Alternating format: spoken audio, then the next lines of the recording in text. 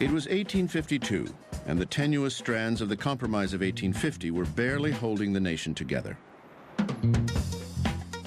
Franklin Pierce appeared to be the perfect feel-good candidate. He was a Northern Democrat with strong ties to the South. Voters in both regions thought Pierce would bring balance and peace to the nation. He was known by everybody, everybody knew him, everybody liked him. That's how he got nominated to begin with. There wasn't anybody who didn't like him. Number 14, Franklin Pierce, Democrat, 1853 to 1857, 48 years old, from New Hampshire. Franklin Pierce was practically handed the presidency because he was offensive to no one. He would leave office reviled by all. Pierce had terrible timing throughout his life. Even his timing of when he got elected president was poor. Everybody called him Handsome Frank. The word that was used often in describing was elegant. Extremely outgoing, very charismatic. Even people who didn't like him felt he was a wonderfully charming, interesting person. Pierce was well known as a man about town, a social and political butterfly of sorts with a penchant for drinking, often to excess. Being involved in politics meant being in taverns, meant slapping people on the back, buying them a drink, and the drinking culture in America at this time was enormous. I mean, one scholar called it the alcoholic republic. Whether he was an alcoholic is hard to judge today, but he probably was. There were times in his life, however, when he did not drink and when alcohol did not seem to play an important role in his life, and that includes the time he was president. By all accounts, Pierce managed to stay sober during his presidency. But some believe he was not emotionally stable because of a terrible personal tragedy he suffered just weeks after his election. Pierce, his wife Jane, and their son Benny were in a train wreck. Pierce and his wife were unscathed, but their 11-year-old son was killed. The top of his head had literally been taken off. Right in front of his parents, Franklin Pierce grabbed his cloak and threw it over Benny's body, hoping that Jane wouldn't see it, but she did, of course, and that was a terrible tragedy to them. Pierce and his wife had already lost 2 other children to disease. Benny was their last surviving child. To have your remaining son, the light of your life, Benny, killed in front of your eyes in a train accident, who could imagine the horror that that would instill in anyone?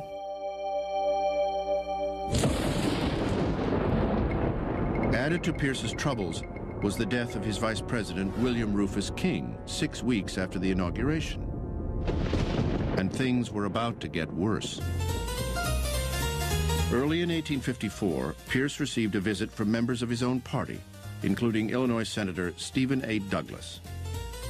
Douglas informed Pierce he was sponsoring a bill called the Kansas-Nebraska Act. The Kansas-Nebraska Act is one of the key moments in all of American political history.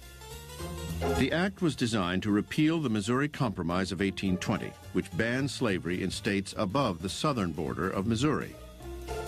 The intent was to let the new territories of Kansas and Nebraska, both north of the boundary, decide for themselves if they wanted slavery or not. Douglas promised to make Pierce's presidency a living nightmare if Pierce didn't support the scheme.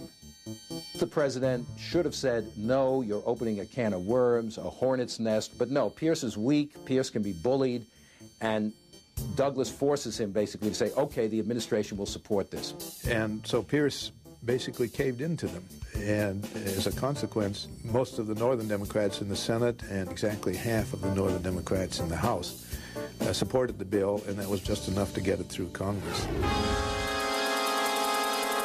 Anti-slavery groups in the North just went berserk over this bill. They went ballistic. Among the outraged was a little-known politician from Illinois, Abraham Lincoln.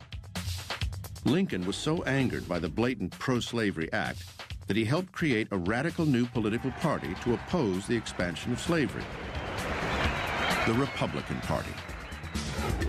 Previously, he talked about slavery now and then, but basically he'd just been a fairly ordinary Whig politician. The Kansas-Nebraska Act brings Lincoln back into politics. And it brings him into politics as a spokesman against the expansion of slavery. It galvanizes Lincoln. Meanwhile, in the Kansas Territory, anti- and pro-slavery settlers were literally fighting it out. On May 21st, 1856, pro-slavery forces burned the abolitionist stronghold of Lawrence, Kansas, down to the ground. The whole political situation begins to disintegrate, and Pierce is completely incapable of putting it back together again. Pierce failed to see his role in the deterioration of the Union.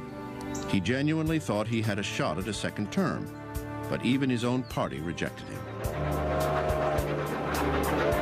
Pierce returned home to New Hampshire, his reputation ruined. Several years later, after his wife Jane died, he returned to heavy drinking and lived his remaining years as a recluse, perhaps the saddest legacy of any president. Presidents are, what can I say, they're victims of whatever happens both during and after their terms. So I think Pierce's reputation will not recuperate anytime soon. But as tragic as Pierce's presidency had been, it would pale in comparison to his successors.